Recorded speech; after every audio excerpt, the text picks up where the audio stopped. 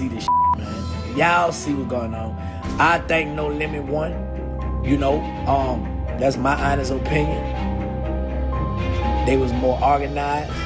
They was grown up about the situation. It's a lot of moving parts with me and Wayne. And it's important to me that I fix that. Hot Boys was you, Dooney, Sterling, and Mosquito.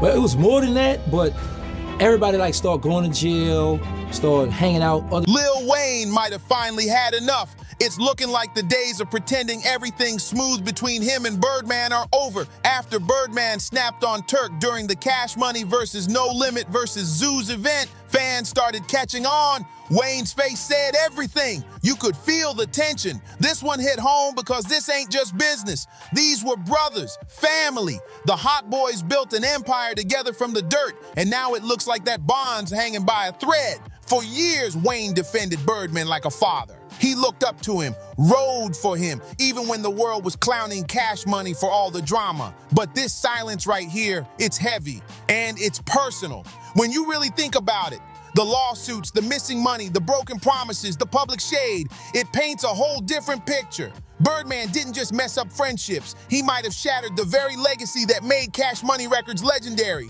So let's get into it. How did Birdman go from the mastermind behind the Hot Boys, the man who put Wayne, Turk, and Juvenile on the map, to the reason why the group may never be whole again? The chaos all started at Complex Con, October 25th, 2025. Fans came ready for a trip down memory lane. Classic hits, nostalgic reunions, all love. But instead, Birdman grabbed the mic and went off. Out of nowhere, he shouted, "Shout out to Turk, you a little ball. You ain't here, we gonna fight with you when we wanna fight with you."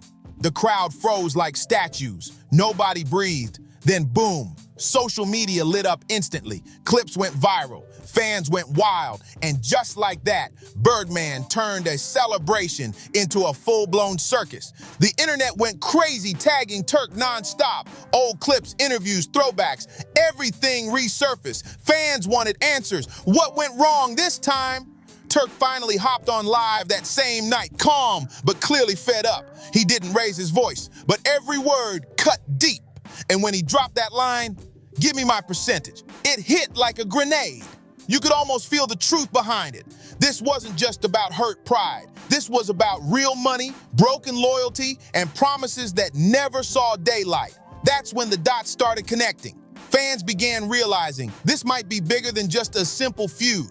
Maybe Birdman's been running the same old hustle from day one, the one where he gets rich and his artists get left behind. And while the internet was melting down, Wayne stayed silent. Not a word, not a post. But that quiet from Wayne spoke louder than any diss track ever could. Something about his silence felt like he knew. To really understand how deep this goes, you gotta rewind the clock. Way before Cash Money Records, before the fame, before the Bentleys and the bling. The name Hot Boys didn't come from a studio brainstorm. It came from the streets of New Orleans, deep in the Magnolia Projects back in the late 80s. And back then, it had nothing to do with rap. The original Hot Boys were real street legends. Sterling, Donnie, Mosquito, and Terrence Gangsta Williams, Birdman's own brother. These weren't just names. These were men who ran the city. They were feared, respected, and had the type of pull that made the streets move when they talked. Besides that, you got the Wayne, Drake, Nicki, the Hot Boys. Before that, the Ross, Cali, all them niggas come from under my umbrella. Every last one of them niggas. Ain't too many niggas ain't been up under my umbrella. If they say it or don't say it, all them niggas come from. But like most street stories, it turned tragic fast. One by one, the original Hot Boys either got killed or locked up. Only Gangsta Williams lived long enough to see what came next. Birdman flipping that street legacy into a full-blown music empire. When he reused that name for his rap crew, it wasn't random. It was strategic. Birdman took something that once ruled the blocks and turned it into a brand that ruled the charts. But that move came with weight. It was both a blessing and a curse. By the mid-90s, Birdman and his brother Slim had officially built Cash Money Records, and to make it legendary, they needed artists who carried the same energy the streets respected. That's when the new hot boys were born. Lil Wayne, Juvenile, Turk, and BG. These were young, hungry, raw New Orleans kids with fire in their eyes and pain in their lyrics. Birdman saw dollar signs instantly. He packaged them like royalty. Iced out chains, flashy cars, power talk, loyalty anthems to Baby. Every mixtape, every stage, every photo screamed success and unity, and it worked. Big time. With albums like Get It How You Live and Guerrilla Warfare, the new hot boys exploded onto the scene, turning street dreams into platinum records. But little did they know, the same streets that birthed the name would one day haunt the legacy forever. The hot boys had become full-blown superstars. But that loyalty they preached, it came with a heavy price. Birdman made sure every single dollar ran through him. Contracts, royalties, publishing, everything. He owned the dream, and everyone else was just living inside it. At first, nobody dared to question it. Birdman was the boss, the father figure, the one feeding everybody. But once the checks started rolling in and numbers started looking funny, the cracks began to show fast. Juvenile was the first to bounce. He called out missing payments and shady accounting. Then BG followed, calling Birdman a crook straight up. Turk, he didn't even get the chance. He got locked up, and when he came home, he realized the money he thought he had waiting. Gone. Completely wiped out. All that loyalty he showed, worth nothing in the end. Through it all, Wayne stayed loyal. He defended Birdman in every interview, called him Pops, and refused to badmouth him no matter what. But let's be real. Even Wayne couldn't ignore the math forever. Things weren't adding up, and everyone knew it. Birdman wasn't just a CEO. He was the gatekeeper, controlling who got paid, who got shelved, and who got blackballed. The moment anyone questioned him, their career froze instantly. Wayne might have been the youngest in the crew, but he wasn't naive. He'd seen what happened to the others, and quietly, he started plotting his own way out.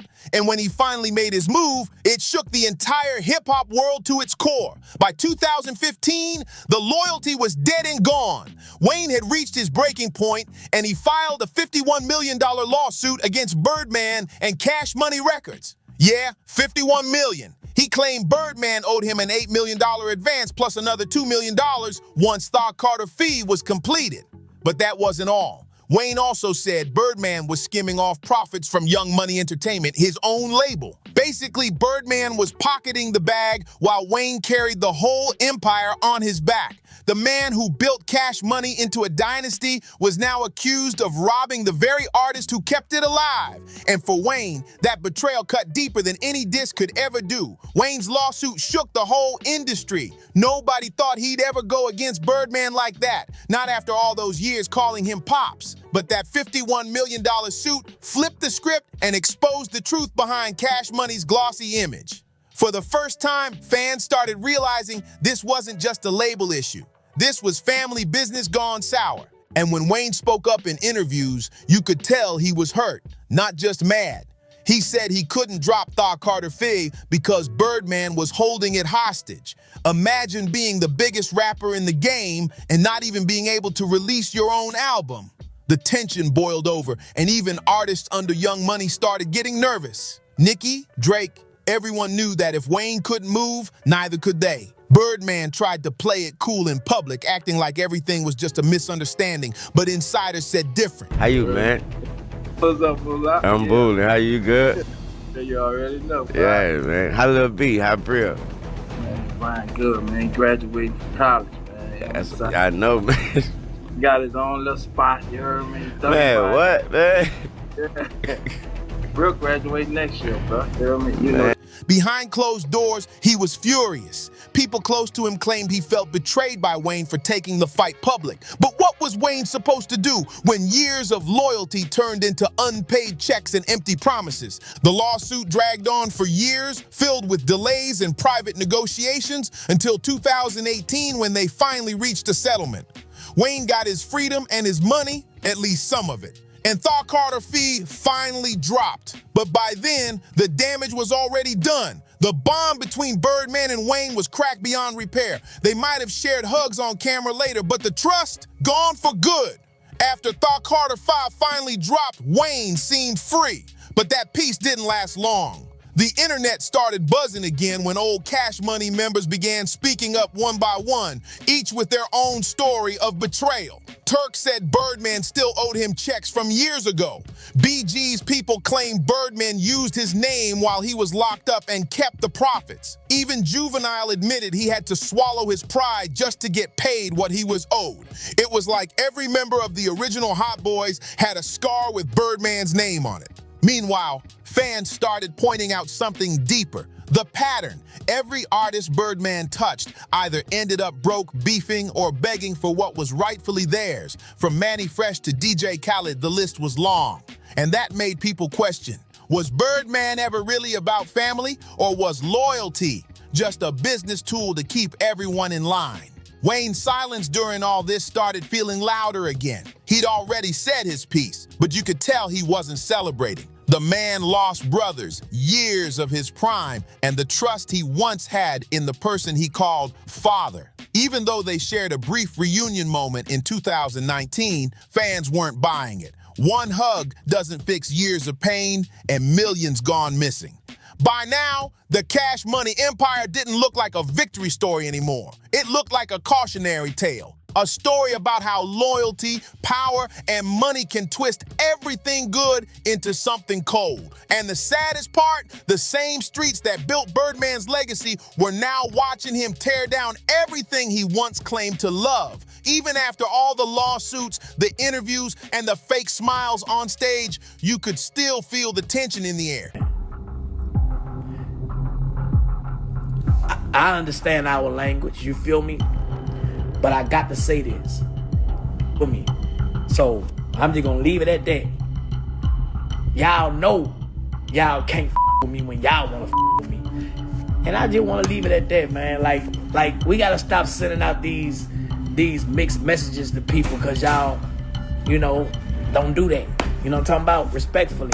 Birdman might have tried to patch things up with Wayne publicly, but behind the scenes, that old power dynamic never really changed. He still moved like the boss, still demanded respect, still carried that attitude like everyone owed him something. And Wayne, he was done playing the son role. He'd grown into his own empire with Young Money, Drake, and Nicki, proving he didn't need Birdman's approval anymore. But that didn't stop Birdman from stirring the pot. Every time someone mentioned the Hot Boys reunion, he threw shade or deflected the question.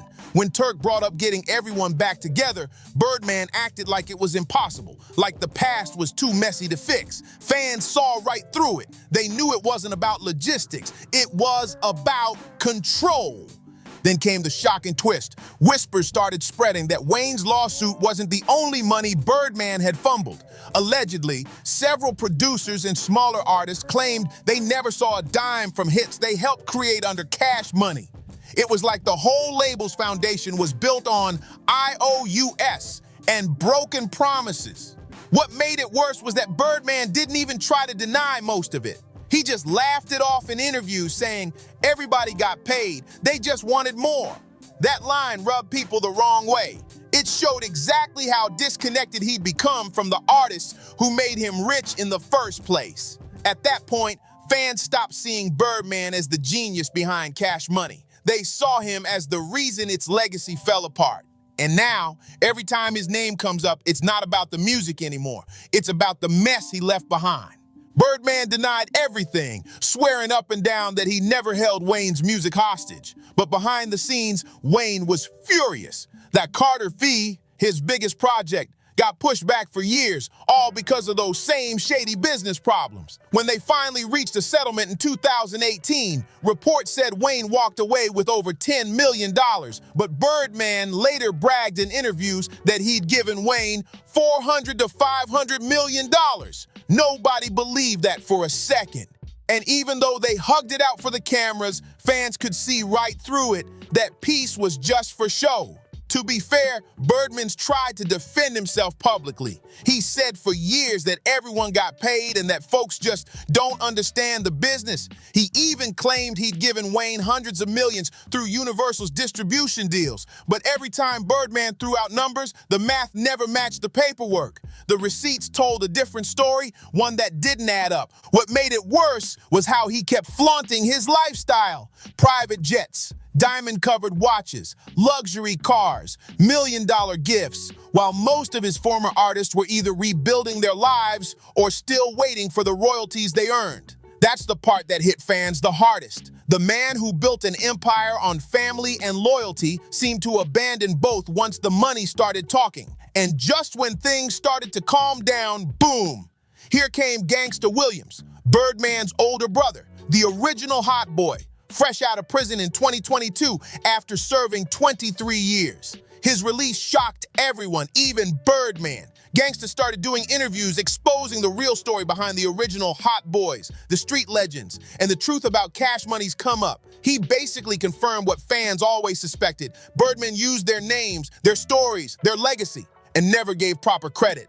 When asked about his brother's release, Birdman acted like Gangsta didn't even exist, and that silence said everything. It's clear now. Loyalty only goes one way in Birdman's world. Almost 30 years later, the legacy of the Hot Boy still hangs in limbo, trapped between fame and fallout. BG is finally free after doing his time. Juvenile still hits the stage solo, and Turk keeps popping up in interviews, calling out Birdman for everything left unresolved. As for Wayne, he's too rich, too legendary, and honestly, too scarred to ever look back. Fans keep begging for a reunion, but deep down, everyone knows the truth. The wounds are just too deep. Birdman may have built the brand, but he also broke the bond that held it together. The Hot Boys weren't just a rap group. They were a brotherhood that came from struggle, loyalty, and survival. But once money and pride entered the mix, everything changed. What used to be family turned into competition, and what used to be loyalty turned into silence. Now with Birdman back online throwing shots and flexing like nothing happened, it's obvious this story ain't over.